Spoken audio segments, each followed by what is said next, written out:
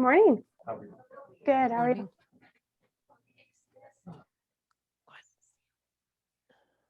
Please stop it.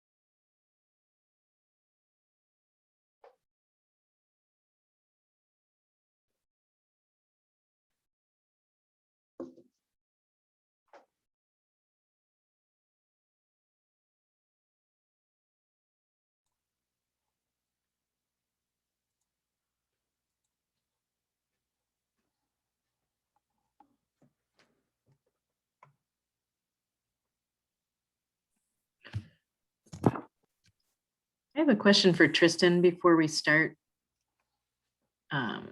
Tristan, I see the spreadsheet in our Google Drive of the participants, and I still haven't been able to add my information to that. Oh, I'm sorry about that, Allison. Let me go see if I can try to add you on the shared list.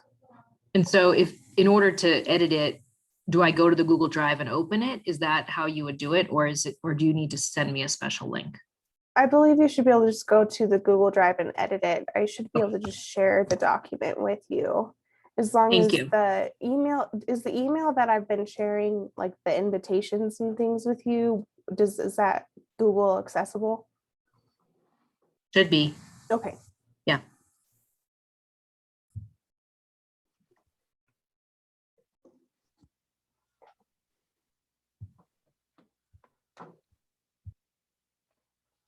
Okay, folks, well, it's 7:02 my time. So I think we should get started. We may have some others trickle in as we begin.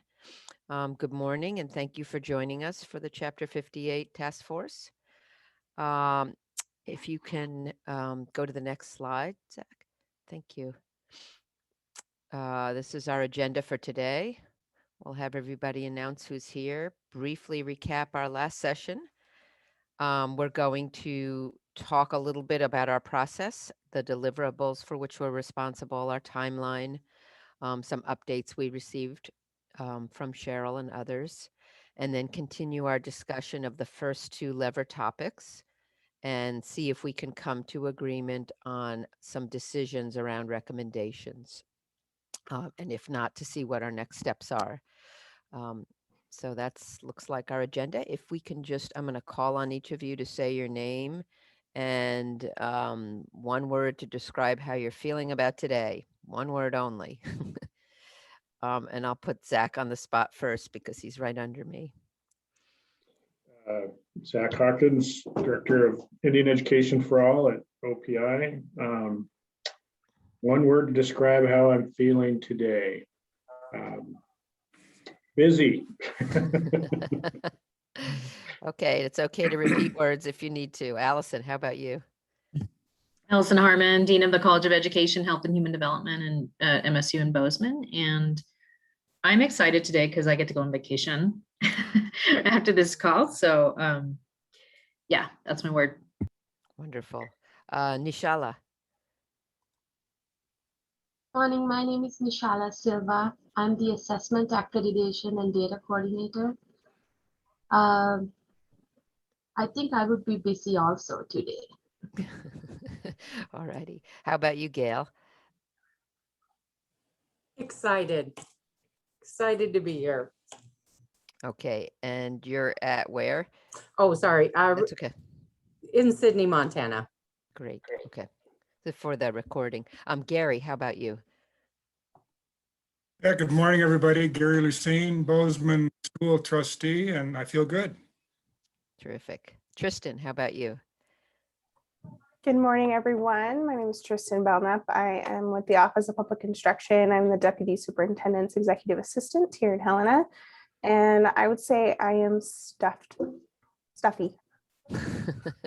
All right, you sound okay though. Curtis, how about you? Curtis Smeby, MSU Northern faculty. I also sit on the Havre School Board, and excited I get to spend the weekend in the mountains. Oh, terrific.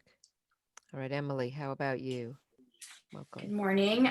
This is Emily Dean, Director of Advocacy for the Montana School Boards Association. And this morning I am relieved because we picked up my baby cousin from the airport last night after a year-long deployment.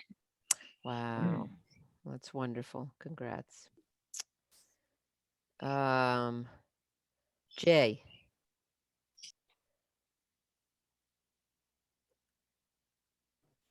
Minä sanon nyt skiksepä. Otstan ikäpä nyt sikasun. Skuatsen te minun matsahan.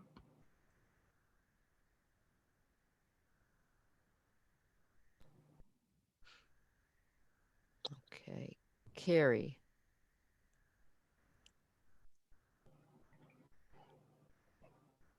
It's Kari Oh, Orndorff. sorry. Never get that right. From Montana State University in Bozeman. I'm a health enhancement assistant professor. And I'm excited. I'm excited. It's going to be a great day. After this, I get to go to a piano lesson. So it's going to be fun. Woohoo. That's wonderful. It's great to start something new and do something like that, isn't it? Carrie. Got the K. Wait, that's you. I'm so sorry. I meant to say Kieran. Good morning, everybody. I'm Karen O'Mara in Billings, Montana, and I'm feeling hopeful despite all the smoke in the air. Oh, I'm so sorry. I'm in Oregon and I fear that the same is coming here. I mean, we do have a horrible fire lower in the state. Okay, Laura. Hi, this is Laura Poser-Brown in Lewistown, where I'm a grade 5 through 8 librarian. And today I am energized. Terrific. Mary.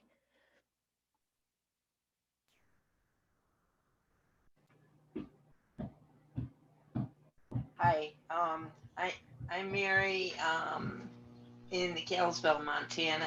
I have my own business, Natural Transitions Consulting. And we are expecting girls from Cleveland to come in first week of August. So we're getting ready for that. They're coming to Glacier. And Stevie. Hi, I'm Stevie Schmitz. I'm the Director of Education at Rocky Mountain College. And today I'm feeling excited about new possibilities as we start planning a vacation for next week. Lovely. No wonder it's so hard to reach everybody now. This is a busy month. I'm really delighted that so many of you are here. Have I missed anybody who's joined and that could just say their name and their affiliation?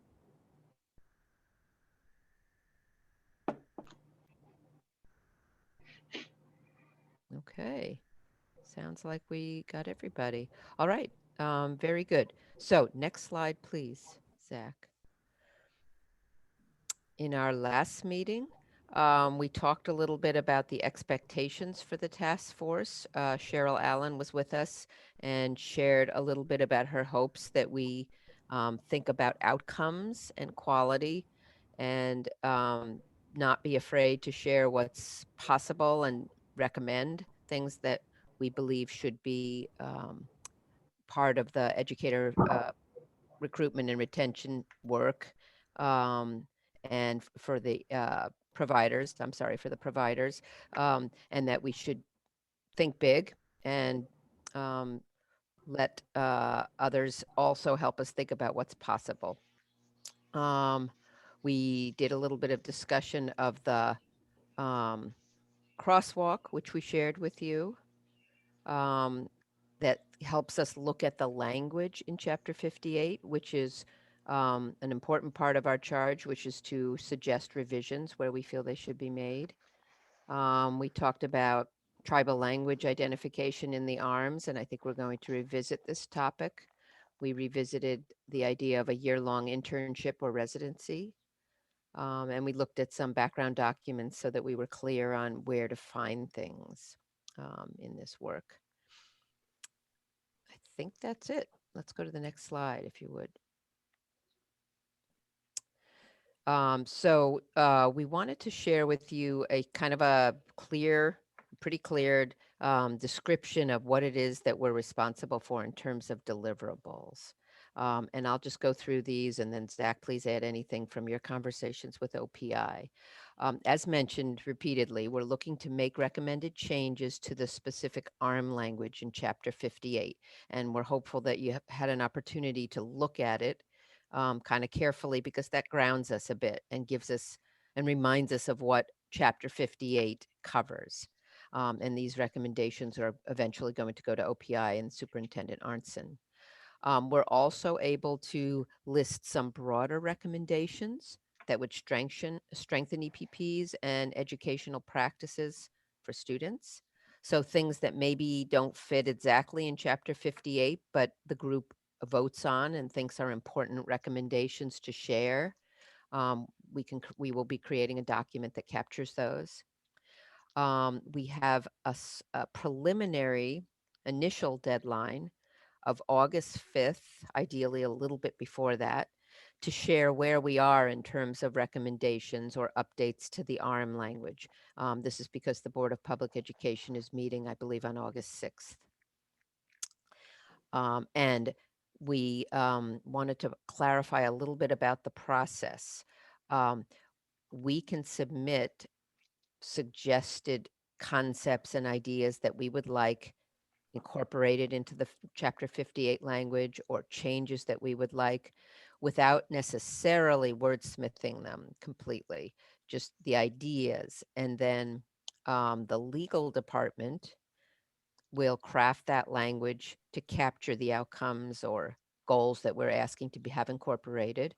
And then we'll have an opportunity to review the language for alignment with our original intent, what we were hoping to see. And in this way, be able to actually come up with final versions of our recommended changes to the ARM. So this last bullet was clarified by Cheryl Allen to give us a better sense of how much do we need to focus on the word changing, the word changes. Tristan has her hand up.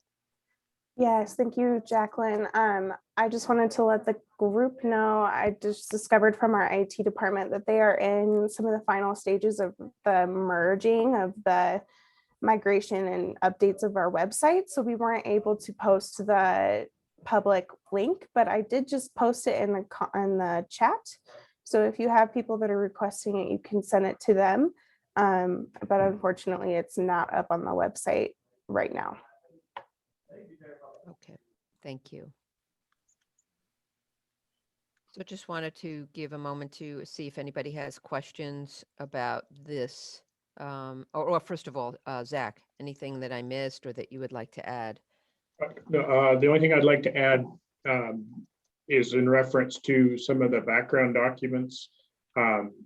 Tristan has put those on the Google page. So for example, the list of Chapter 57 recommendations that Kirk Miller referenced, I believe it was on our July 1st meeting. And like the crosswalk between Cape and Montana, Chapter 58 essentially. There's the research summary. Those things are, if you go to the resources tab on the Google page, you can find those things. So I just wanted to make sure everybody was aware that those things are there, and we will, continue adding things in that spot as they come up and or if requested. So that's kind of a housekeeping thing, but I just wanted to touch on that. Sure. Any other questions about the deliverables, so to speak, in the process?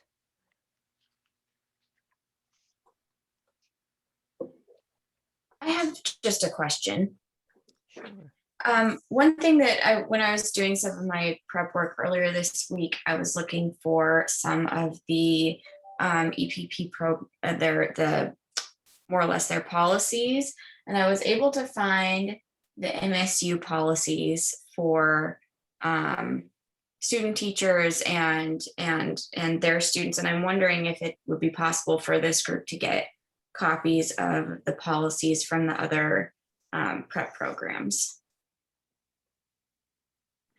I'm thinking we would have to probably reach out directly to the campuses, or I might be able to get something through OCHI, but I'll have to look into that. Thank you. I think it makes sense. So you just want their general policies around student teaching? Yeah, and I mean, I guess if there are other policies that would be, relevant to these conversations, I was mostly trying to get through, if there were things in MCA that would prevent us from doing, anything in particular, and then that led me down a rabbit hole of looking for all of these other policies. Anything of relevance, I think, to Chapter 58 would be helpful. Okay, yeah, I can make some inquiries this week and see if I can get those or get a link to those for everybody. Allison, you have your hand up.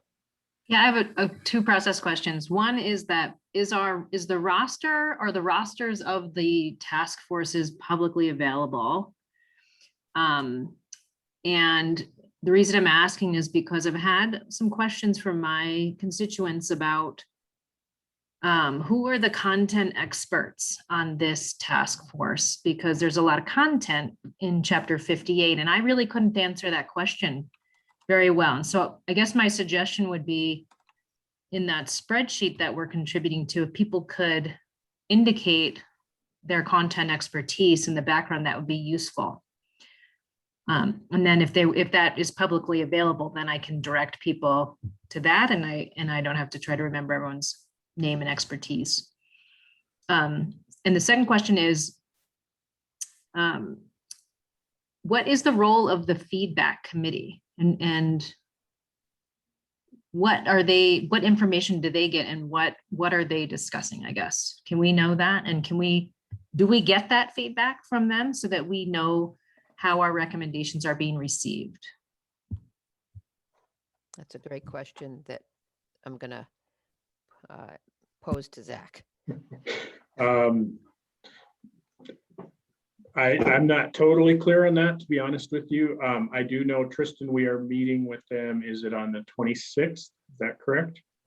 Yeah. Yes, that is correct. The Chapter 58 feedback group will meet the 26th at 8 a.m. And from my understanding, and from what I've overheard, the feedback group are individuals that also applied to be part of the task force, but because of the number of applicants, we weren't able to have everyone in the task forces. So we created the feedback group to have more voices and a bigger, diverse group, also having their eyes on some of the recommendations and things that you guys are talking about. So they will be hearing, they also are able to view like the minutes and things from your guys' groups so that they know what your guys is talking about, and then they're able to give their feedback and ideas. I do post their minutes and summaries and recordings, all of that stuff on your Google site as well.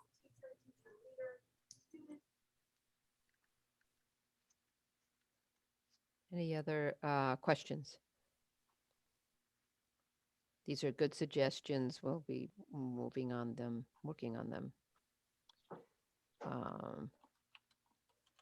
Okay, I think we should go to the next slide, please.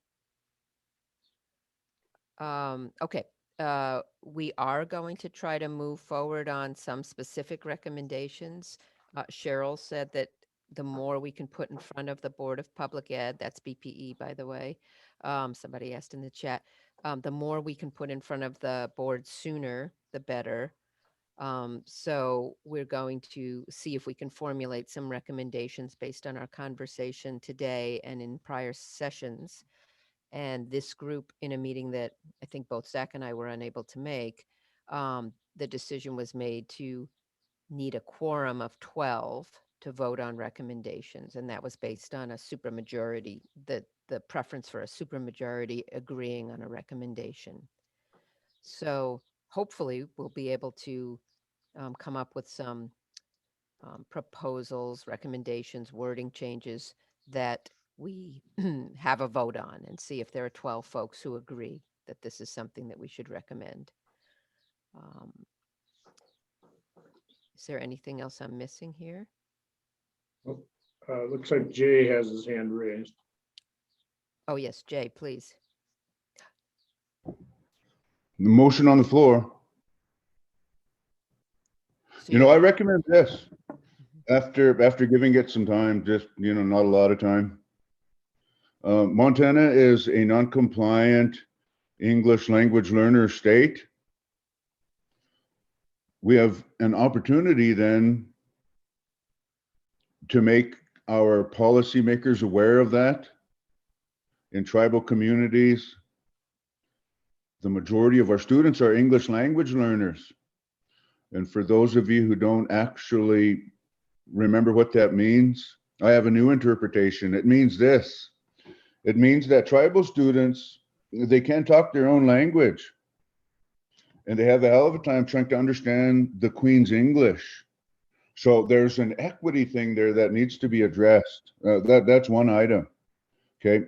And then the other recommendation, so I don't forget, and I don't know where my notes are, but in the ARM, in the language of the ARM now, there are sections in there that hint at tribes / whatever, ELAs institute their own standards. And I don't know if I brought this up before, but I think it's a good opportunity for a new level of engagement between OPI and tribal public schools to mandate or otherwise establish a strategy that allows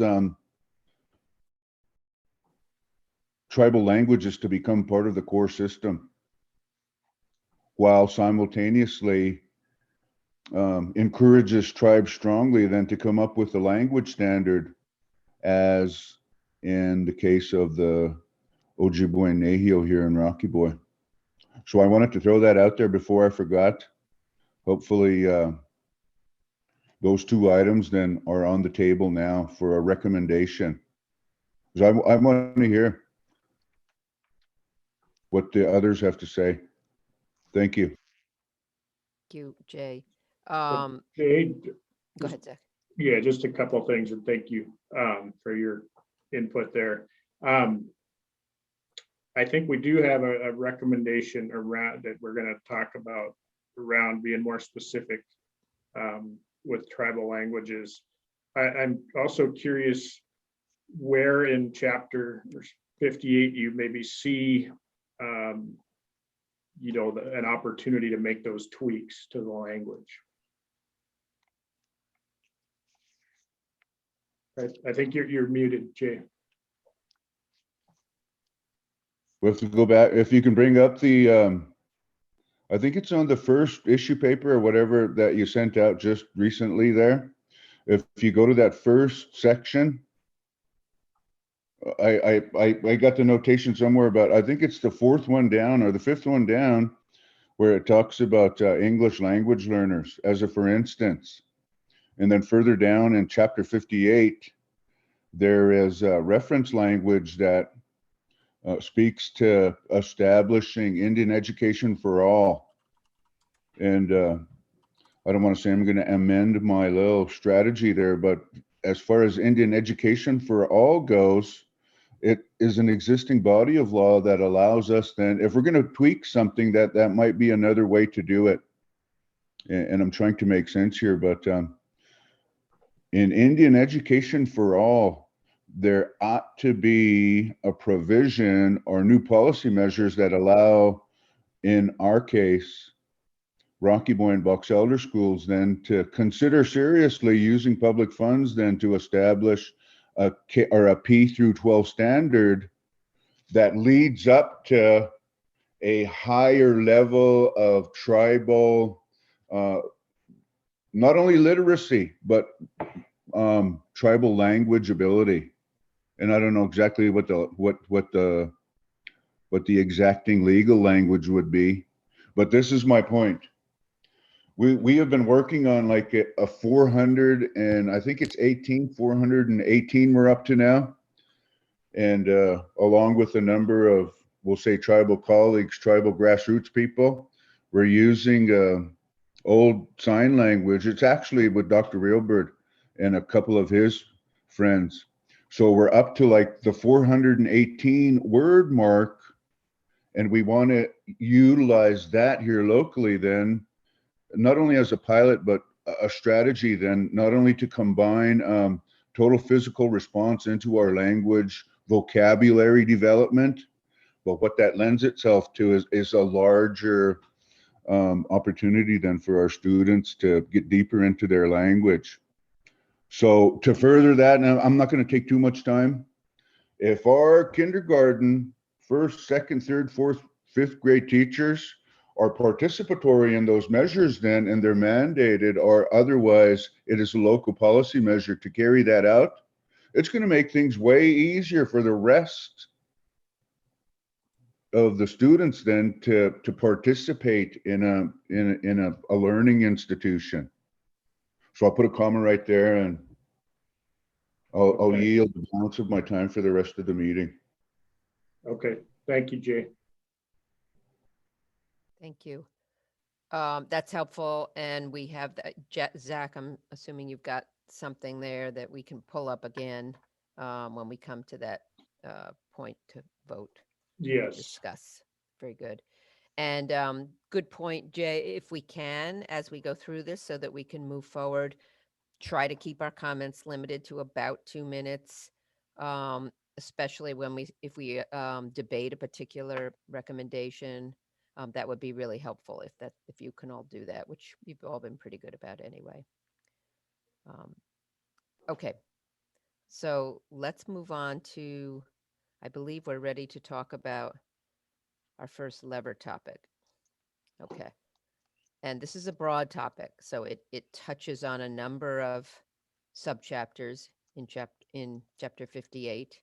We could pull those up and look at them early on. Our thinking was maybe to talk a little more broadly, as Jay just did, about some of the things we want to see, some of the big issues that we may want to develop recommendations around or adapt language around. But these are some of the topics that have been brought up: culturally responsive teaching and Indian education for all, making sure that differentiated instruction is called out, as well as trauma-informed instruction and socio-emotional learning. And this was our earlier version of what Jay just talked about. Some adaptations to the ARM, particularly perhaps around English language learners, that directly identifies or specifies tribal languages. So I'll open the floor to discuss any of these topics and see if there are other recommendations that we want to formulate around these topics. And then we can look at the language in the ARM, or if anyone feels the need to look now, you can also just pull it up yourselves, or we can pull it up on the screen. Let us know. And it would be great to hear your thoughts so that we can develop some recommendations. It looks like Mary has a question. Oh. Are you asking if we could set up a chart? Mary, and you have a sample that you could share, is that correct? Yeah, I'm in the RESNA committee standards, and we use a chart where we give you the document, but then you comment on each section you know, exactly where you're commenting, and then you go through the entire document. And then, so I'm not sure if this, it says topics 1 and 2. That, is this the, what we're amending? You said it was chapter 58, Zach? Right. But then there's the subchapters within, you know, within those. Yeah, and then you know, you just list every, on the left column, you list exactly where, like with J's 1058.501, sub chapter 5, and then 1058.501B, and that would be where J's comment would come in, and then you would comment on that. You know, if you had an extra comment, and then everybody could do it, and then you could, you know, collate that document. That's what we do in the committees. Thank you for sharing that, Mary. Other thoughts on that idea?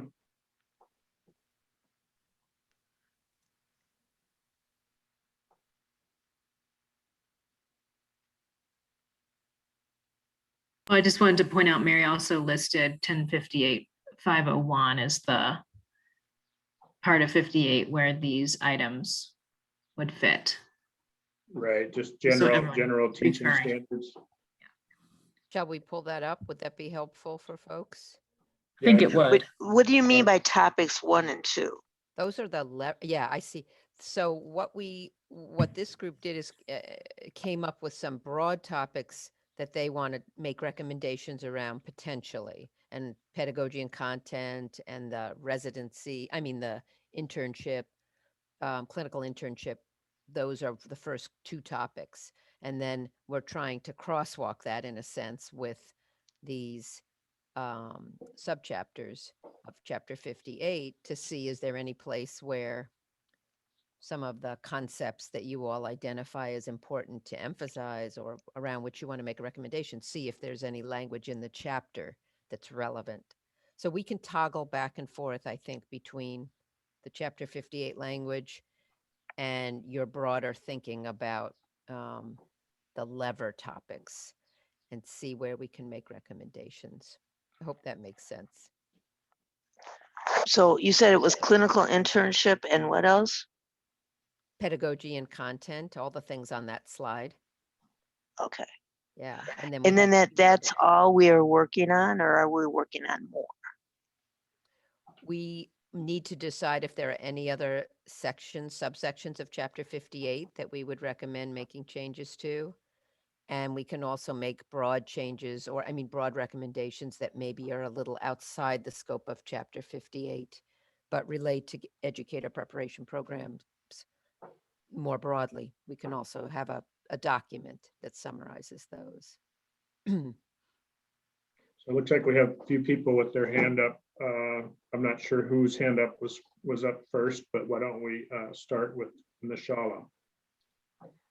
Thank you, Zach. I have a quick question. I guess my understanding is we'll be starting with initial standards, and are we planning on moving on to advanced standards parallelly, or are we planning on working on initial first and then moving on to advanced? So I think my understanding is we're with the crosswalking process, we are trying to identify with each of these lever topics where in the standards there might be applicable, you know, a relevant language that, you know, might need to be revised. And there is, oh, go ahead. Sorry. Does that answer your question? Yeah, yes, Okay. it did answer. So I think based on your response, we have the option to look at advanced side of it also, if we think that the level topic 1 is applicable to advanced. Yes. Yes. Thank you. That's in the, and there is some parallel language there, so it makes sense to look at both if we can, if it comes up. Susan. You have your hand Oh, up. I just wanted to say that first point, Indian education for all is required for licensure. So it must be in chapter 58 somewhere, but I don't know where.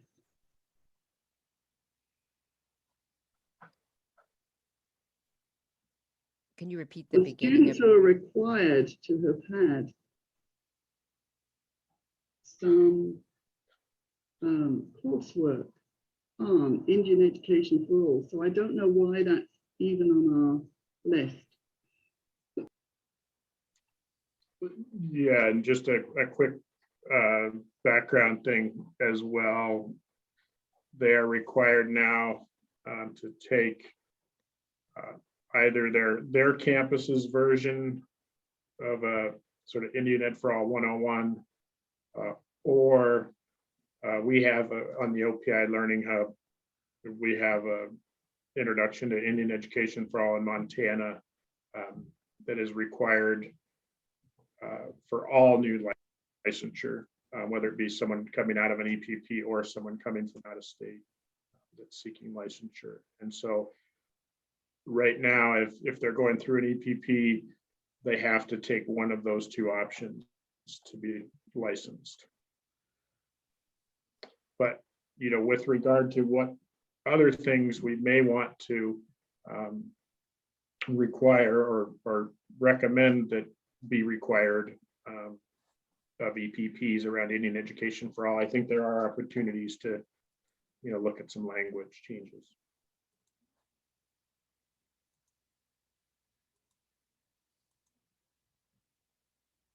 Allison has her hand up, I believe. Yep. Thank you. Well, just in relation to the recommendation that Jay made about folding tribal languages into world languages, we might find it useful to look at national language standards for that. And I'm just curious, are there other language specialists on this task force?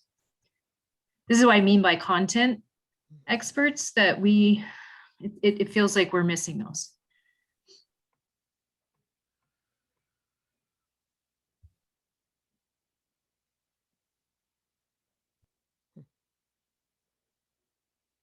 Yep, I think that nobody's identifying themselves.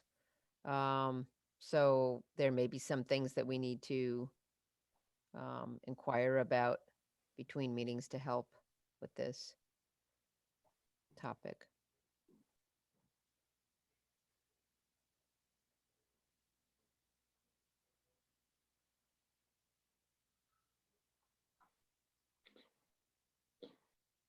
I did have a question sort of related to this.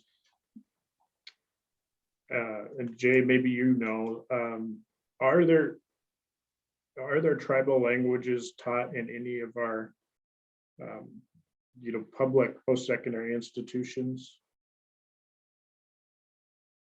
I understand that like tribal colleges have tribal language courses,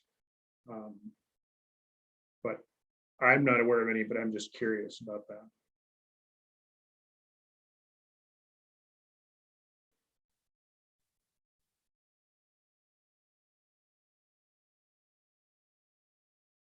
Zach, it's Curtis. Can you repeat the question?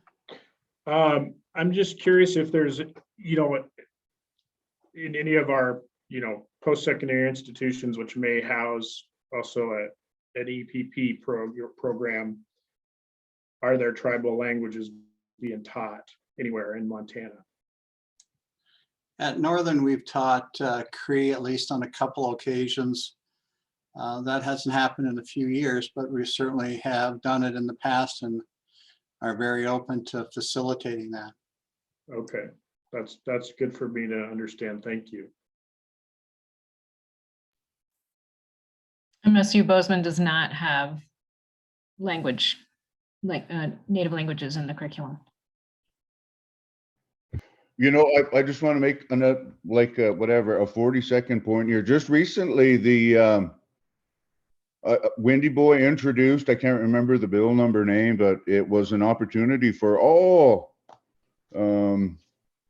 secondary institutions, colleges, including, like Northern, anybody, an opportunity then to integrate that very question into each of the institutions, in that not only is it a higher education issue, but there is an opportunity then to create synergy from P to 18, 19, 20, 21, 22, 23. So say, for instance, and there is an OCHI understanding right now, and I wish I had that document in front of me, but long story short, you read the language in each of these arms, and it says, let's get these kids ready for college. Let's get these kids ready for college. But it also hints at, let's do it in a culturally responsive manner. And the issues that we're dealing with now describe everything that we can actually modify right now. So long story short, if we have a P, a K, if we have a kindergarten student that actually catches on to portions of our language and has also got the opportunity to look forward to a 1st through 12 education that offers him that language, and then even more so, what if he wants to get a bachelor's or an associate's in Nei'Awewin? Or even more so, what if they want to gain a master's degree in tribal linguistics and actually study a PhD within their own language realm? Those are some of the issues that obviously we can work toward.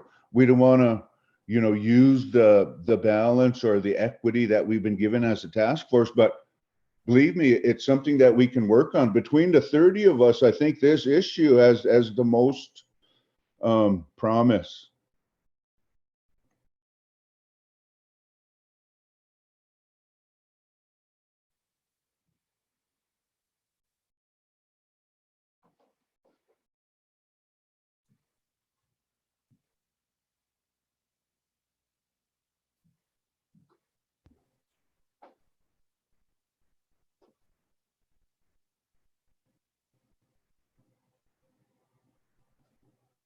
So this may be a good time for folks to look at it's up on the screen, the initial teaching standards. Also in subchapter 3, I see some language that's initial content and pedagogical knowledge. Rule 1, there's actually only one rule in 3.311. And see if there is a place if this is the place, or which of these places or both places would we incorporate a specific recommendation for a language change that reflects Jay's comment. I think both 0.311 and the one that's up right now, 0.508, are, 311 is up, and the other are relevant or could be relevant because they identify specific assurances that candidates have particular competencies and knowledge. I have a question. Jay, are you suggesting adding a subchapter that establishes a tribal language endorsement? I mean, because I'm thinking that we have that ability to license elders to teach language as class 7 license, but are you suggesting that individuals should be able to get endorsed to teach tribal languages at our EPPs?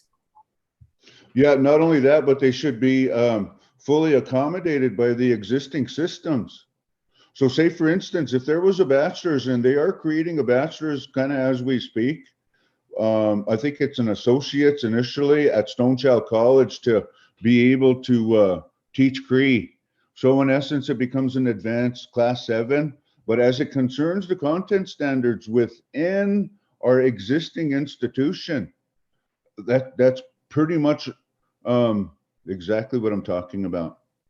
That's the opportunity that exists within the framework of what it is that we're doing. So I'm glad you pointed that out. Thank you.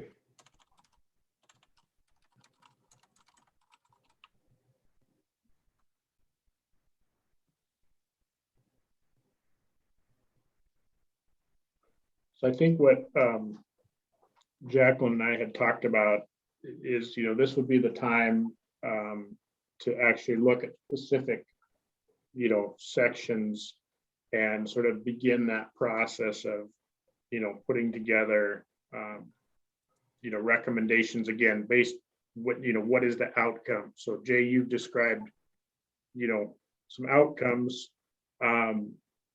So what specific sections would we ask OPI legal to address that would sort of get to those outcomes? I have an example here, and thank God I kept it.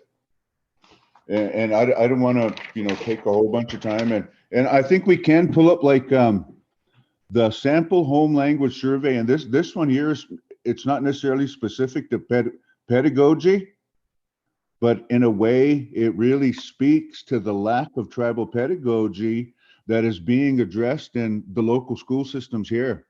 So here's a sample. When a student goes to school, any student, they enroll in District 13. So the existing language survey, the parent home language survey, is a sample home language survey. So in our particular school, then it is just a sample, and it talks about what. Here's an example. Okay, what language did the child learn when she or he first began to talk? So it says English. And every document that I've examined that I was able to examine, every box that was checked by the parents who completed their survey in order for their child to be a student at our school, checked the English box all the way down. And there's 10 questions there. Here's another example. Can an adult family member or extended family member speak English? Yes. Can they read English? Yes. Do the parents, guardians request oral and or written communication from the school to be in English? It's all yes. And then the last question is, if no, in what languages? And I know this might be boring to some, but it really is a big issue. Okay, so what I am talking about then is that as districts, we have these major literacy issues, and we have yet to figure out how it is that we're going to address them. If we start instituting the services required of what it is to be deemed an English language learner that addresses a major we'll say deficit in the existing public school systems. So our state, via our respected organization, accepts this, it accepts even a sample home language survey to be kosher with the English language learner laws. And So I don't know if Jay, anybody else, yeah.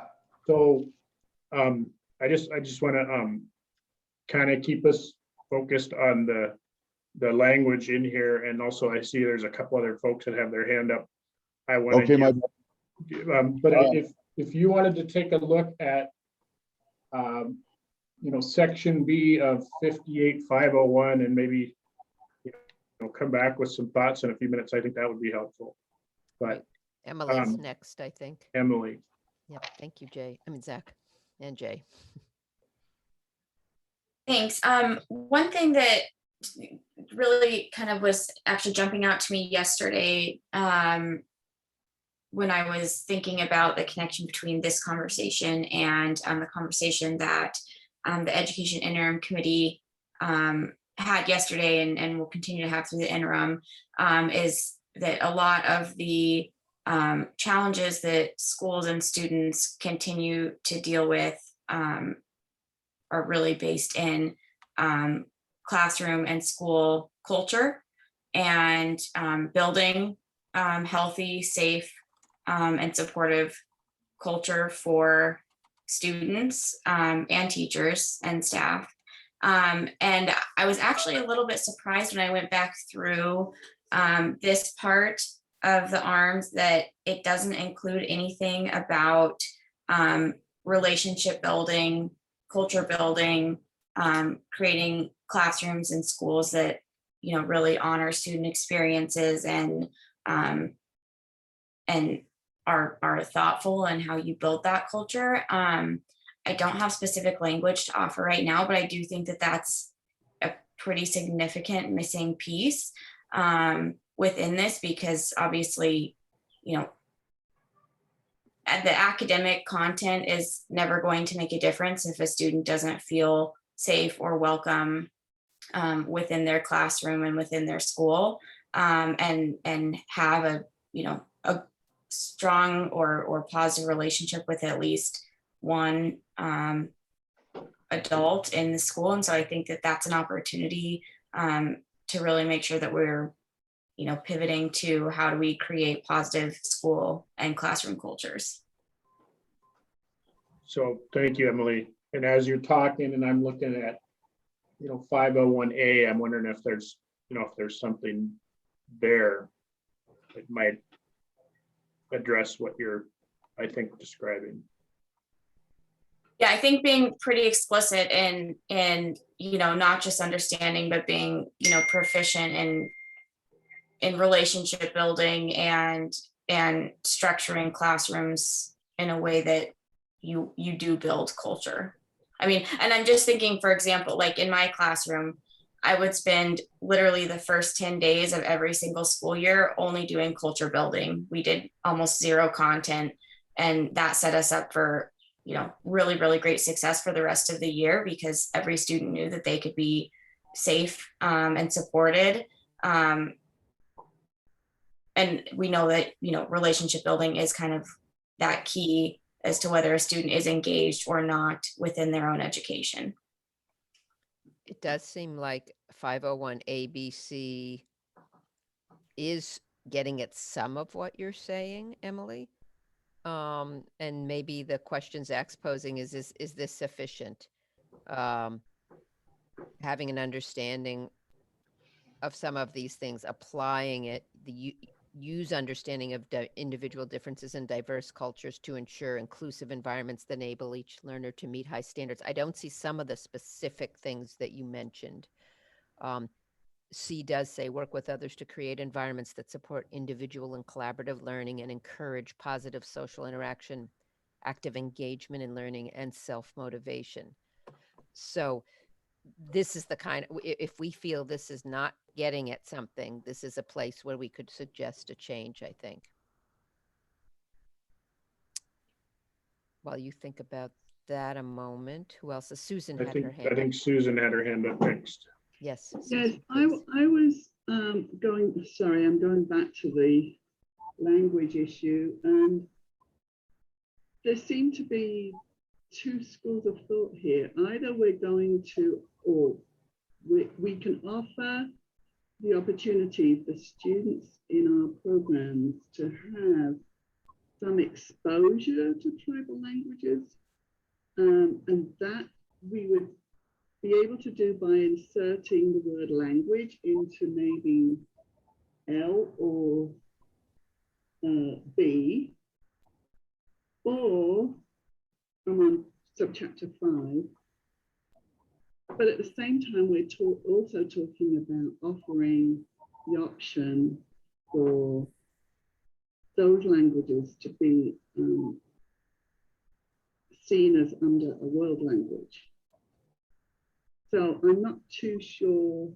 I mean, to me, I could see inserting the word language into one of those two subsections, and that could involve look at maybe having a tribal elder come to a college classroom and talk about the challenges that the students face when they are when English is not their first language. So that's just my 2 cents.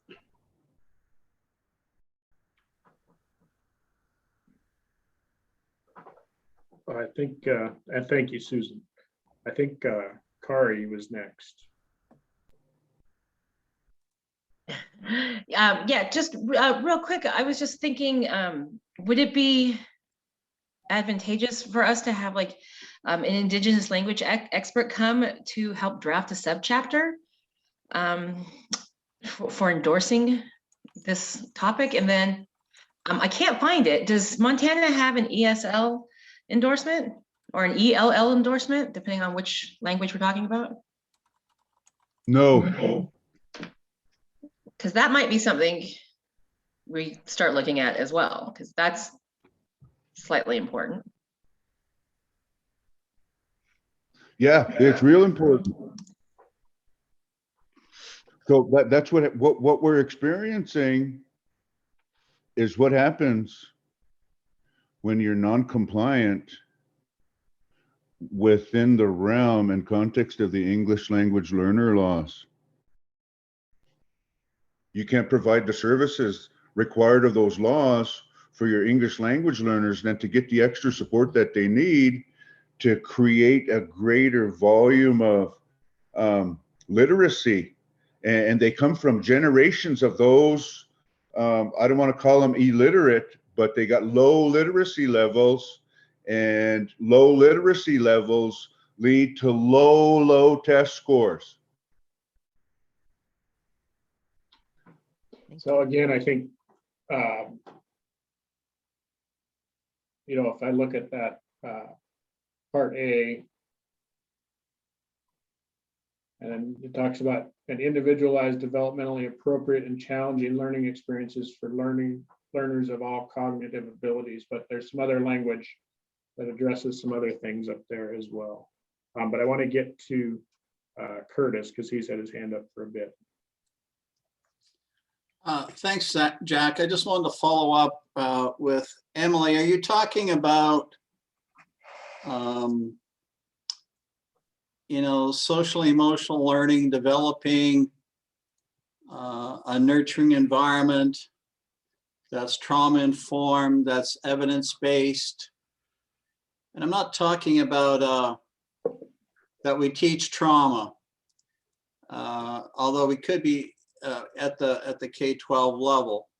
But in the teacher preparation programs, I think there are research-based approaches that facilitate trauma-informed building relationships, virtually everything that 1058-501 talks about.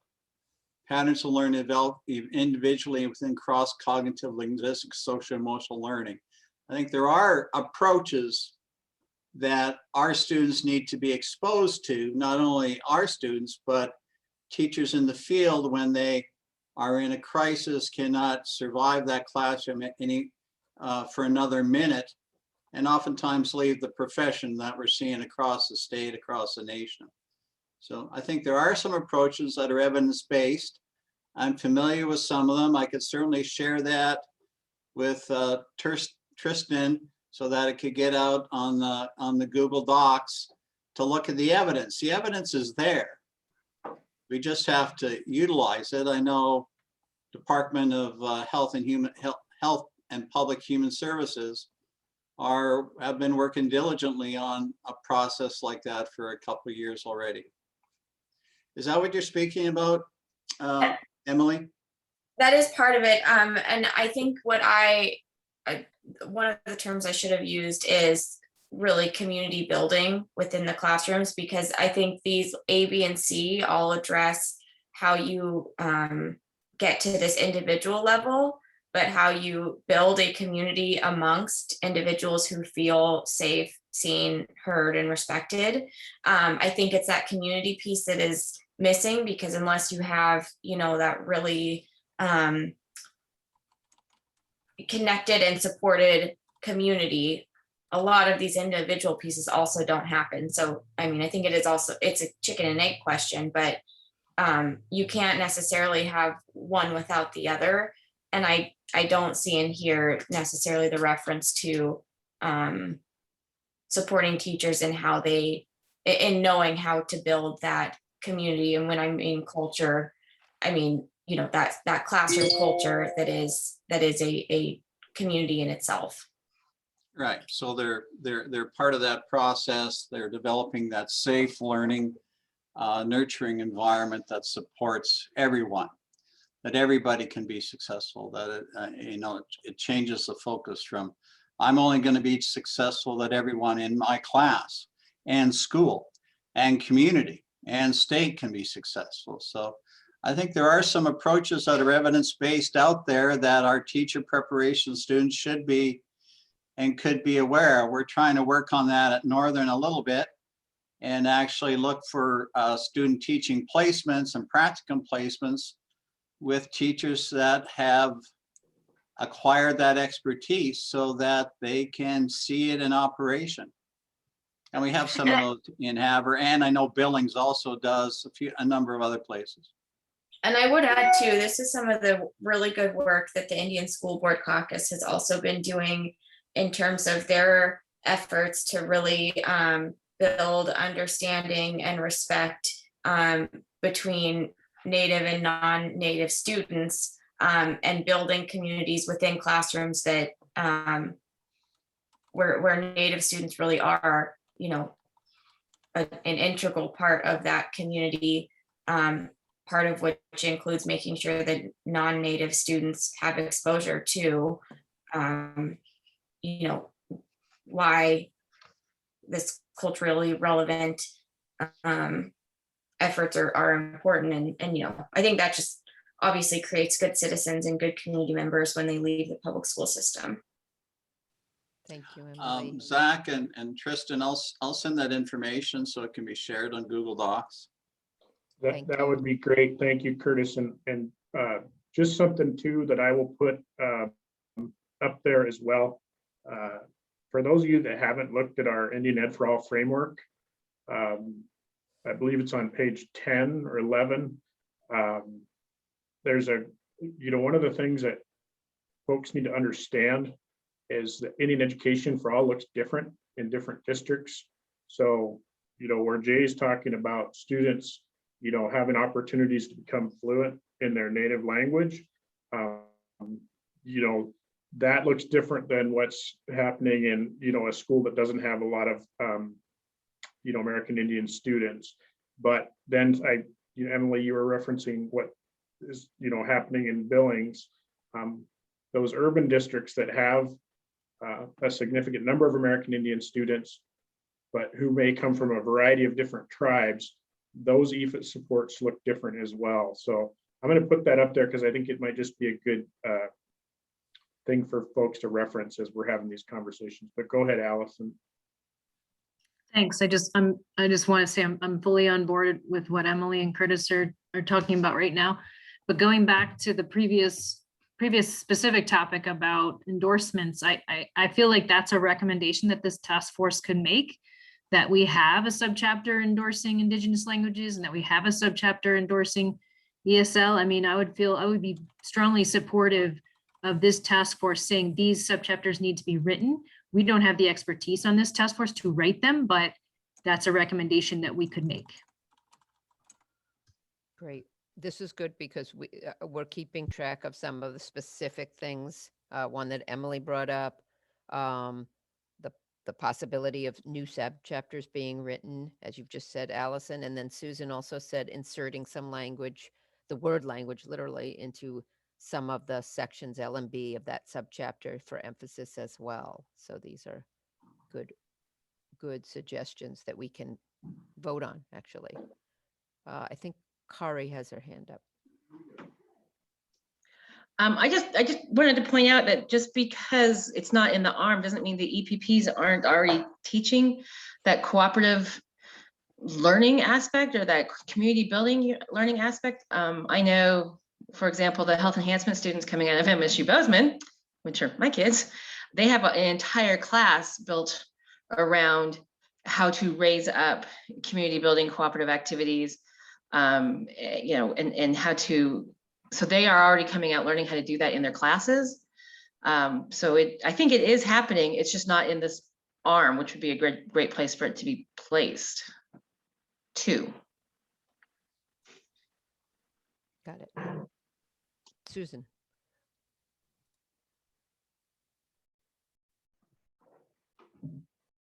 Susan, did you have a? Oh, Susan has sorry, her hand yes. up. Sorry. I just put something in the chat. It was just a rewording of subchapter 5, section A to include differentiated instruction and evidence-based practice.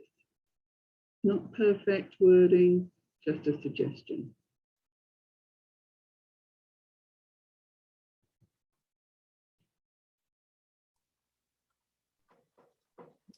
Okay. Kari, do you have your hand up again? Or is that from before? Nope, I just haven't lowered it. Hold on. Okay.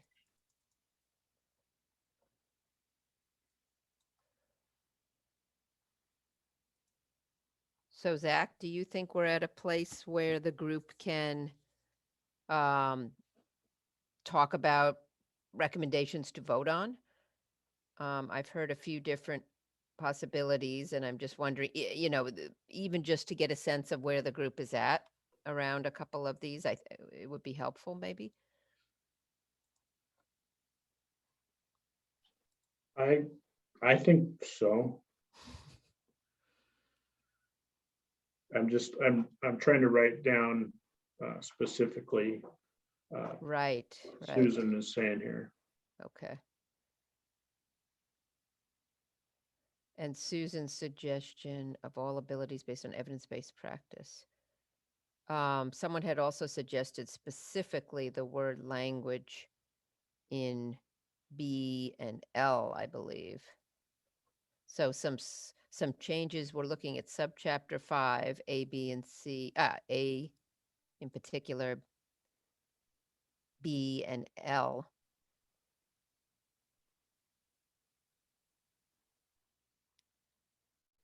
Those are 3 fairly small wording changes that are being suggested.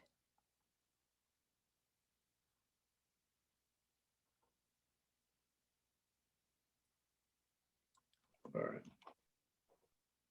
Are we able to pull up the exact spot we're talking about, Zach, so folks can see together where we're proposing? I think so we're in it, actually. It's just yeah, small. so can everybody see A?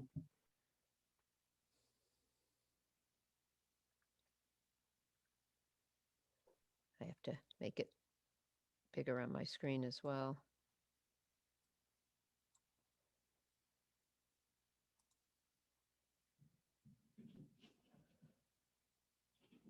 So subchapter A, reword to say, to add and differentiate developmentally appropriate instruction for learners of all abilities based on evidence-based practice. So I think, was that Susan? So are you looking at the language after and physical areas? Is that what you're looking at? And then Yes. changing that? Yeah, I mean, it could go in D as well, because there it talks about individualized instruction. But I get the impression that people want the word differentiating, the wording somewhere. So I just suggested the first, I just suggested A. I removed cognitive abilities. I'm not sure that. And you added evidence-based practices. Yeah, because I think it was Curtis was talking about that too. And it's something that we are held to. I mean, you could say research-based, but evidence-based doesn't get Right, right. get to the point.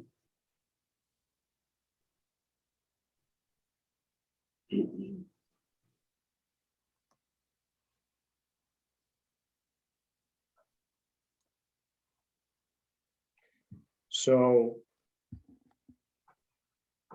I'll just, so would we want, and Jacqueline, you can chime in here, but would we want to just, vote on a recommendation that Section A of 501 includes language around a differentiated and developmentally appropriate instruction and evidence-based practices?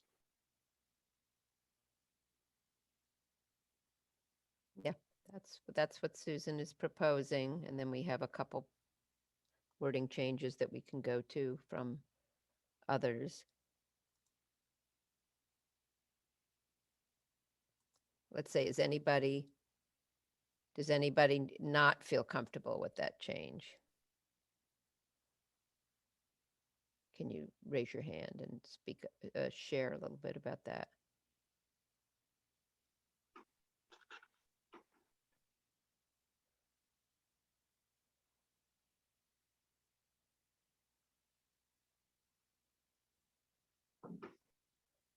I don't think anything's being removed. Is that right, Zach? Someone asked, is there anything being taken out of subchapter 5 then? Well, again, I think this is where I took out challenging learning experiences, and I took out cognitive abilities, because I think when we're looking at learners in the classroom, there's differences in abilities that are not just cognitive.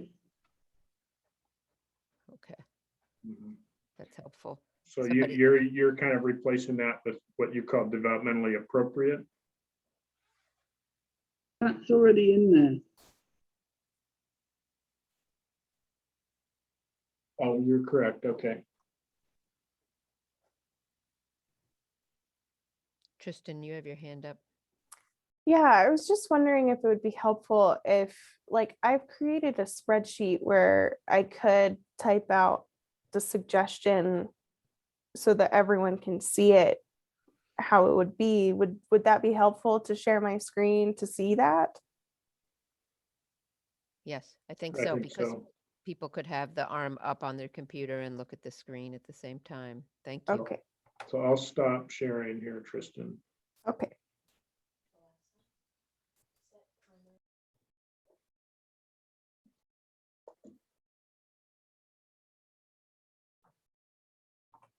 All right.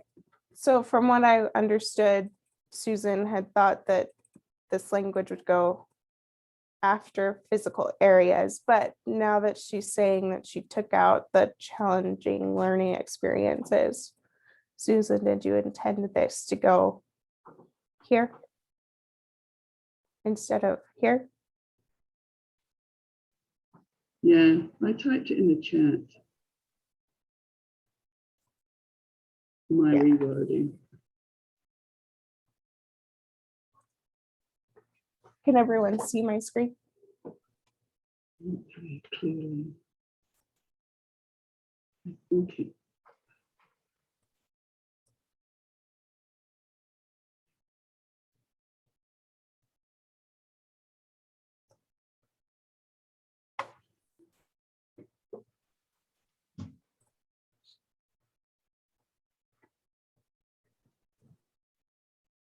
Allison, you have your hand up, I think. Yeah, I wanted to move that.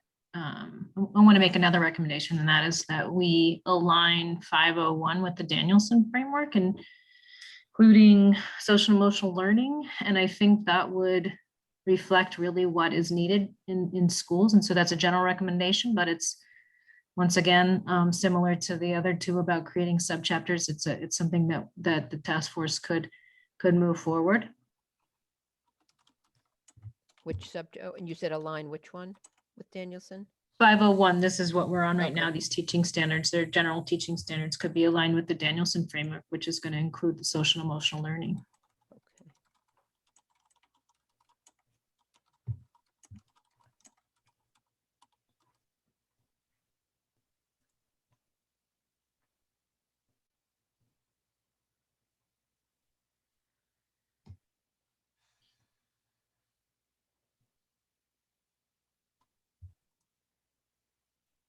Are we, would it make sense, Zach, to, these are two specific recommendations now, just to be sure that we don't lose anything. I see two others potentially. Susan had suggested adding the word language into B and L of subchapter 5. Or, and this is a fourth recommendation, to suggest that a subchapter be written about offering the endorsement in native languages, under world languages. And a second endorsement in ESL, which we don't have. Okay, that's right. So 2 subchapters.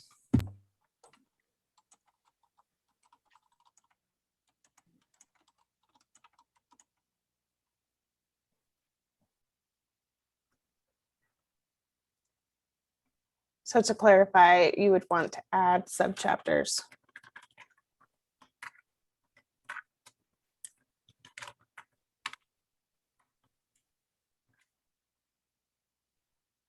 Around ESL and indigenous languages.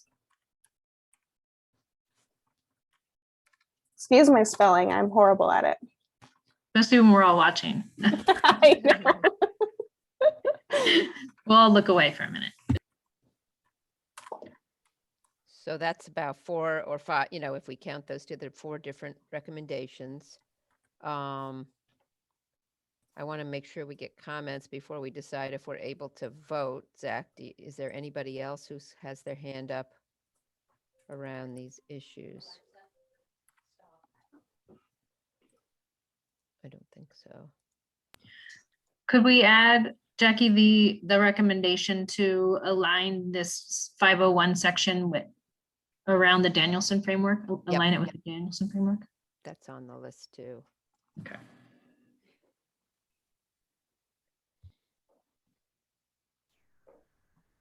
So Zach, what do you propose that we do in our last 15 minutes here? I mean, this is great because we've generated some specific things. Yeah, I do. I think so. This is good. And I think it is adding language, the word language to L, I think is very valuable, because I think when we talk about culturally responsive instruction, particularly with American Indian students, the ability to, even in a limited capacity, converse with them in their native language is a game changer. So, and I speak from experience on that. So I think that's big, but I think we need to maybe just, we've kind of put some stuff up here. We haven't necessarily formally voted on all of these, but I see Mary has her hand up.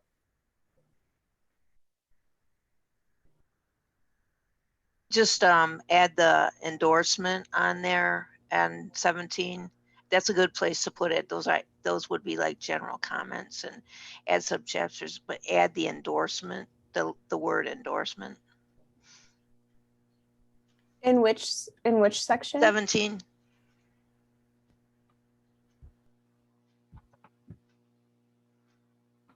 When you said add subchapter. Oh, down here? Yeah. Put endorsement at the end there. Endorse, or ESL endorsement. Indigenous language endorsements. Yeah. I see. Thank you, Tristan. This is really helpful. Yes.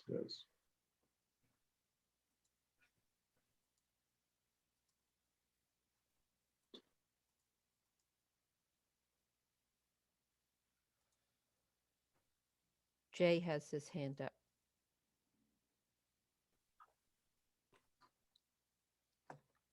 Jay, do you have a comment? I just wanted to comment on the reference to the other world languages.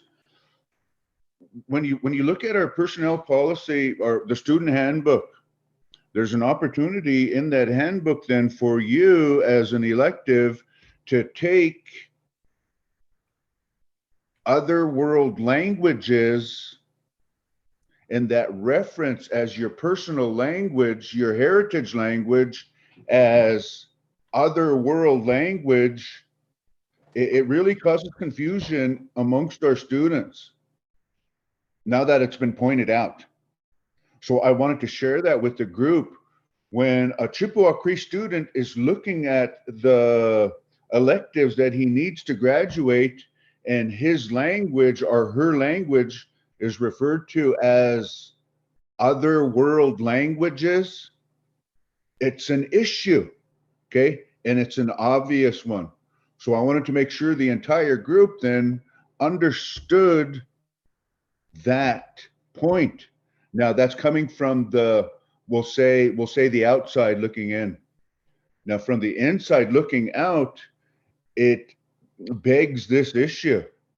At some point, the tribes have to participate, we'll say intimately then with the schools to establish a language standard. Because I don't think it kosher that our heritage language be referred to as other world languages. Ojibwe and Nahio, they come from this land. And I just want to point that out. You know, they're not other world languages. They're original languages that come from here. I think that's so true, Jay. And that's why I'm recommending that they be their own subchapter. Indigenous languages are their own subchapter. ESL is a separate subchapter, not Right. just Thank folded you. into world languages like you're saying.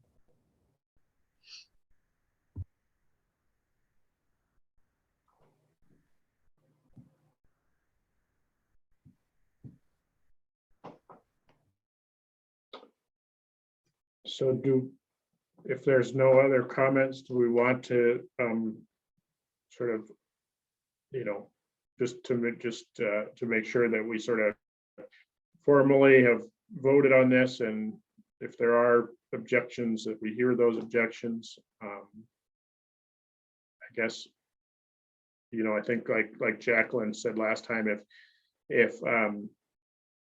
if there's no one that voices objection to these changes, we will assume that as a group, at least 12, and I think we have well more than that, have voted yes. I see Gary has his hand raised.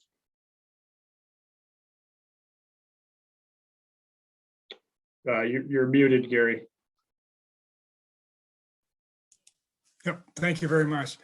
Yeah, thanks for the discussion. I'm just curious if someone could show us and read to us exactly what we're voting on. So I think, kind of what you see in the comments, the meeting comments section of this spreadsheet. These are kind of the recommendations. Can you scroll down just a little bit, Tristan? So it's those particular things, Gary.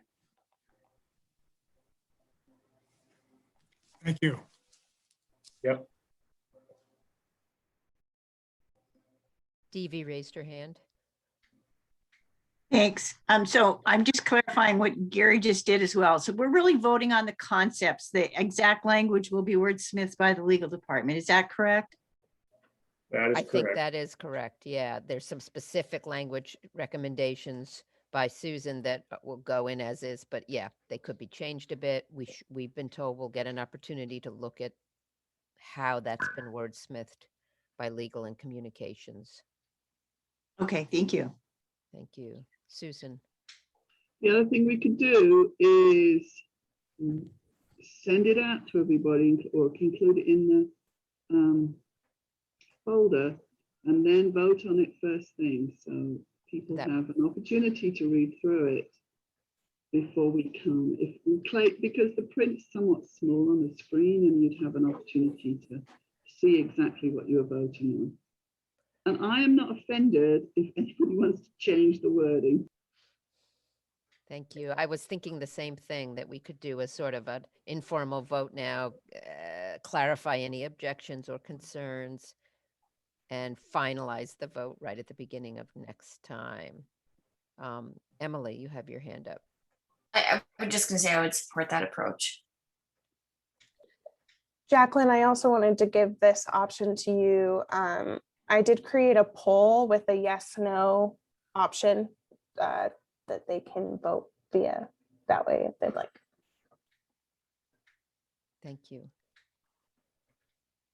Well, it sounds like the group is liking the idea of reviewing these, airing concerns. It sounds like in general, we're moving toward mostly affirmative votes on these changes, but we need to put them in writing so folks can see them and consider them. Is there anyone else who has a concern about anything that's on the spreadsheet now? Or something they would like to make an observation about? Emily? Just one question. Are we taking public comment during these? That I'm not sure, Zach. I don't think so. I don't believe so, unless it's something that happens maybe, as the Board of Public Ed is reviewing them. They might take public comment. I'm not sure on that, but I don't believe we are, but these meetings are open to the public so they can observe the process. Zach, that was my understanding as well, as that the Board of Public Ed will have opportunity for the public to weigh in. It looks like Kari has her hand raised. We'll also get feedback from the feedback committee on this too, right? So Correct. There'll be at least one more step before the Yes. board. Okay, just checking. Stevie, did you have your hand up? I do. I have another question about that same thing. I'm concerned that we get the definitive answer about public comment in this setting so that we don't make any mistakes here. So if there's a way we can get that answered, does this committee have a responsibility, since we have public members observing, to take public comment? I think that would be important before we vote next week. Thank you. Okay, great suggestion. I think we can do that.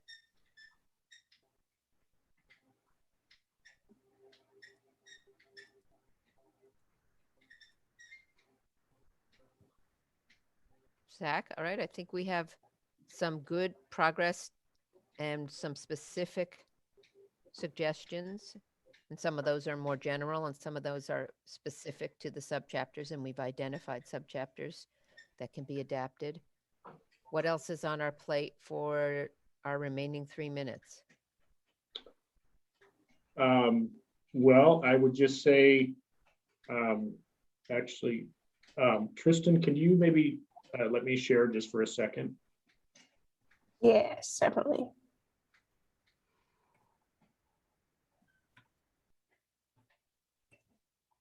Maybe. Sorry, I have to figure it out. Okay.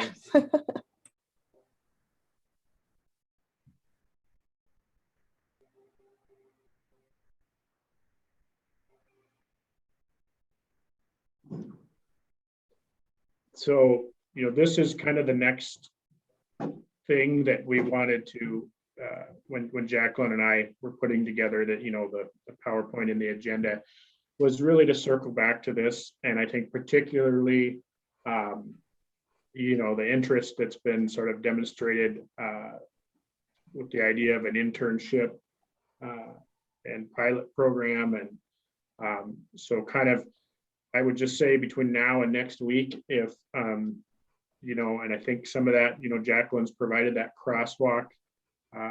If folks want to kind of look at those things and see where there might be an opportunity to make some changes and kind of come prepared to sort of dive into that a little bit, I think that would be good.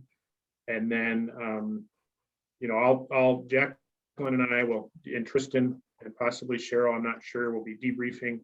And, we'll kind of look at, when do we need to jump to the next lever topic. But I think for next week, this is where probably we will spend, maybe not all, but at least a good chunk of our time. We have but I see discussed some, I think we have discussed some possible recommendations in this area, so we might be able to pose those to the group and move through that pretty quickly too. It depends. So I think we have Emily and Mary. So Emily, go ahead. I was just gonna briefly ask, if we can get the EPP policies before the next meeting, then that would be super helpful, because I think that's a pretty integral part of this conversation. Yeah, thank you. And I did write a note to myself to see what I could do on that front.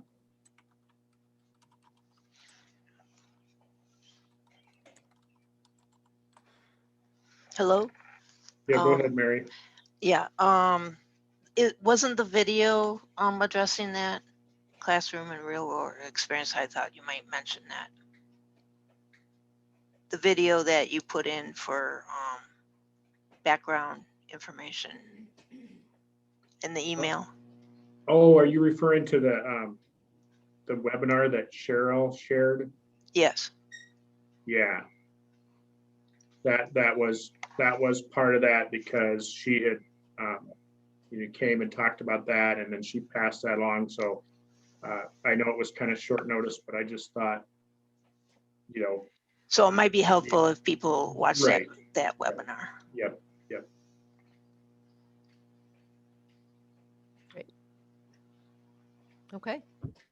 I think we have our next steps. Look for a communication from us with recommendations, information about public commentary and when that will happen, policies from the colleges. And I think that's all. I know there may be another next step that you have on your plate, Zach, but I think. Yeah, I've got a list of things that I'll be working on. Yep, So and access to the page, and also some Right. clarification about, expertise. public comment. Yep. Okay. Yep. All right. Well, this was productive. This was a Yeah. productive Thank you, guys. conversation. This was great. Thank you so much. Take care. Have a good rest of your day and a wonderful weekend. Thanks, everybody. Thank you. Bye. Thank you. Bye, thanks. Minwich.